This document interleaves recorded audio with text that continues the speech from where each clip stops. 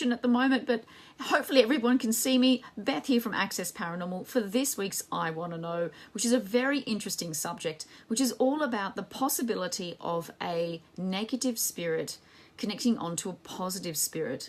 Now, somebody had sent this through quite a while ago, so apologies, it's been a while for me to actually answer it back to. I'm waiting for Renata to jump on in eventually, so hopefully I can bring her in online, because Renata Daniel's going to help me explain this one. Here we go. So I'm just going to bring her on as we sing, so fingers crossed. And so this question came in a while ago, but I wanted to make sure that I'd had a bit of time to think about it, but also at the same time, to be able to, I'll just do this again, to be able to also have somebody else who actually has an ability to be able to see through to the other side. So we've got Renata on the other line, I should say. Hi, sweetie. Hello, my darling. How are you, gorgeous? I am very well. How are you? Good, good. So this is a really different topic for I Want to Know. I tend to go from all the possible explanations, that kind of thing, but I'm always so very interested in being able to see other different sides. I mean, we often talk about this in a way where the spirit realm actually does exist. So we're talking from that perspective. If it did exist, would spirits interact this particular way? And that's what I really loved about this question. And it was interesting for it to kind of make me think twice about actually talking about it first, because I wanted to be able to have somebody who does have that experience to be able to have seen what happens on the other side, because I'm about as psychic as this Access Paranormal pen. So it's really good to be able to have Renata along. So thank you so much, Renata from Newcastle Ghost Tours. Again, go and check them out after this video if you are currently watching the live one, and also the replay as well. So Renata, thank you so much for joining me on I Want to Know. Now we brushed a little bit on our thoughts on this particular topic already, but we didn't go delve into it too much, but I think was really important too. So I want to first throw the gauntlet to you in your thoughts and ideas of, can a negative entity actually attach itself to a positive one? Well, Beth, I want to know. Yes. Exactly. I want to know. This is a really interesting question and a difficult one to answer, because you've got to come across with the perspective of anything being possible. And once we sort of go past that and go, well, one thing is possible in the spirit world, yet another thing isn't possible in the spirit world, then we're getting ourselves into problems.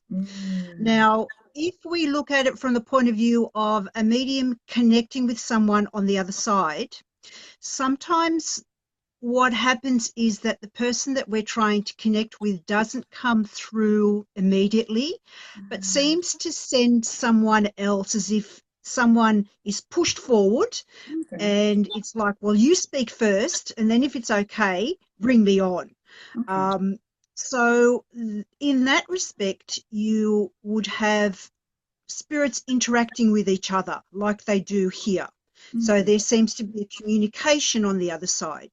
So if we look at it from that perspective, then yes, because spirits interact on the other side, there is definitely the option of good spirits and bad spirits interacting, and maybe the possibility of one having some sort of effect on the other. Okay. Then you have the possibility of cursing. And curses would come from this side of the realm. So therefore, you may have someone who curses a spirit who has passed. Does that then attach in an energetic form to that spirit and change the existence of that energy beyond this earthly realm? You know, that sort of thing. We hear about that in stories and movies, you know, where a curse has been sent out, and I hope that spirit never has a moment of rest, for all of eternity and all of that sort of stuff. So in that respect, we have a spirit that is of one form, but transmutes into another because of a living person.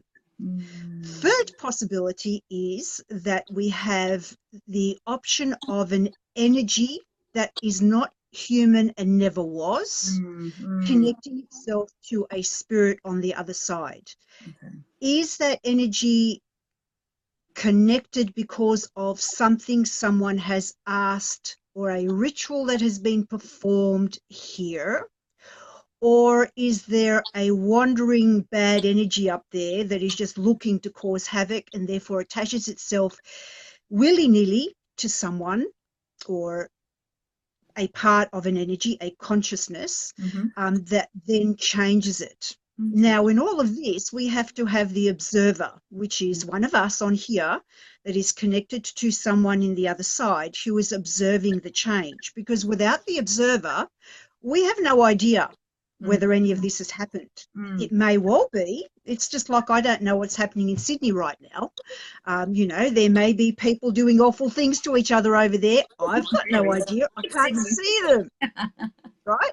So these are all the different objective thoughts that I have, and I can't really tell you whether any of them are true or likely, or whether all of those scenarios are true or likely. Does that make sense? Yeah, it does. It does. And that's just, the one thing I've been taught over the years, or other mediums have spoken about. And it's funny that Christy Wood says it sounds like quantum mechanics. It does. It really does. It almost sounds like this, the way in which it's explained and how the universe works and interacts in its way. But I was always told that the spirit will present itself in the way that it allows you to see. And when it comes to certain parts about the spirit realm that you invite, you've got to be open to it, or you invite it in somewhat. So I would imagine there's got to be that element of free will. If there is another side, that if something's negative, then someone's either more susceptible to that negativeness. And also, like you mentioned, the whole elemental aspect, and that's a whole other ball game. We're looking at it from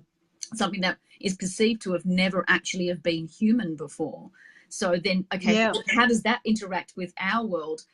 Is it the same as if it could possibly interact with this world? So people feel like they have dealt with elementals here, on Earth, sort of stuff. So it's how long is a piece of string? That's exactly right. And then we have the other thing of, okay, if you are interacting with a relative who has been in a particular way for a very long time, and then that relative comes through allegedly and is different, how do you know you're actually connecting with that relative and not someone else who is assuming to be that relative? So once again, we have this weird and wonderful dialect going on where we're really often just making assumptions, or we're dealing with the honesty of the medium that is speaking to us. So it gets mighty muddled. It literally is about communication and interpretation, because one person may pick up and feel something in one room and someone picks up something completely different, but they can both be right. So That's just exactly the way right. individuals see and interact with the environment around them. So it really is up to individuals. And that's why I found this really interesting, was because I've never heard this idea brought forward before, and having been involved for quite a little while, I could say. Maybe it can happen, because the possibility of people reporting of it happening here, on Earth here in this realm, has been happening for hundreds of years, like literally written reports in that regard. So there's been some great comments. Beth, it seems to be less of an issue now than it was many hundreds of years ago, when people believed more in the elemental realm and those attachments that occurred with their loved ones on the other side, from the point of view of those negative energies or demonic energies. And so people would do a lot on this side to make sure that their dead ancestors were safe. So they would go to the cemeteries and perform rituals where they would ask the gods to look after their ancestors, or speak on their behalf, and so that the ancestral lineage would be nice and safe, and therefore any more children or relatives born on this side would have a better life ahead of them. So it was all about protecting the dead. That sort of is, again, something that isn't practiced or isn't talked about here. We tend to talk about possession or evil energies attaching themselves to the living, rather than evil energies attaching themselves to the dead and then influencing the living or the family that comes afterwards. So true, so true. So do you think it could be something where, or is it almost like there's 50 answers to the one question, like in the sense of whether a negative entity could actually attach itself to a positive one, or one that's non-negative, I guess you could say. Look, from my readings, there are a lot of similar styles of things that you could say, maybe not in those exact words, but that meaning held behind those words, that you know, positive energies can change and be influenced by negative energies. I myself have never come across anything like that in all the years that I've worked. I've never had anyone report to me that there have been those sorts of changes within who they know of as their spirit friends.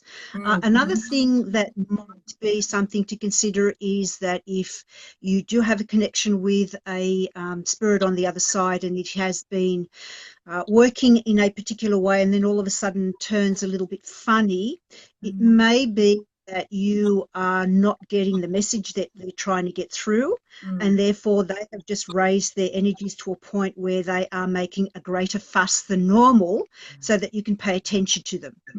And this is one of the things that people often get confused when they talk about hauntings. Not all, so I'm not putting it all in the same basket, but you know, things start to happen or things start to move in the house or whatever, and all of a sudden they say it must be something negative, where in actual fact you're just not listening, and they're going, well, what in the hell do I have to do to make this person know that I'm here or that I have a message to give them?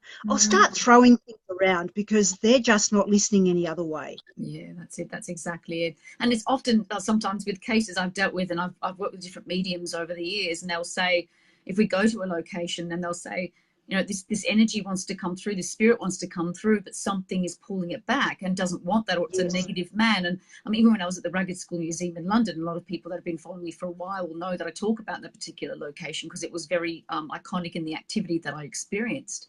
And you know, someone had said that there was somebody who was not a very, very nice man that was actually keeping a lot of the children away from coming through to actually interact with us. Now, of course, I'm taking their word for it. Of course, I can't see anything, but that's the information. That kind of stuff comes through. So it's not even from a attaching itself aspect. It's more of a having as much control on that side to actually stop someone communicating through perceivably to this realm. So I thought that was it. I've always had, you know, some element of that come through in investigations, particularly you know, jails and places like that as well.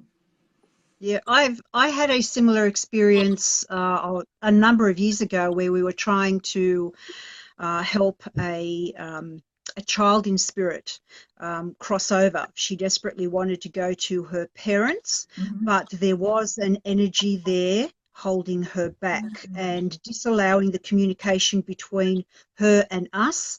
It was this energy in the way. And every time we tried to make contact with her, we knew that there was fear because there was someone else literally standing there going, no, you are here, you are mine, you are not going there.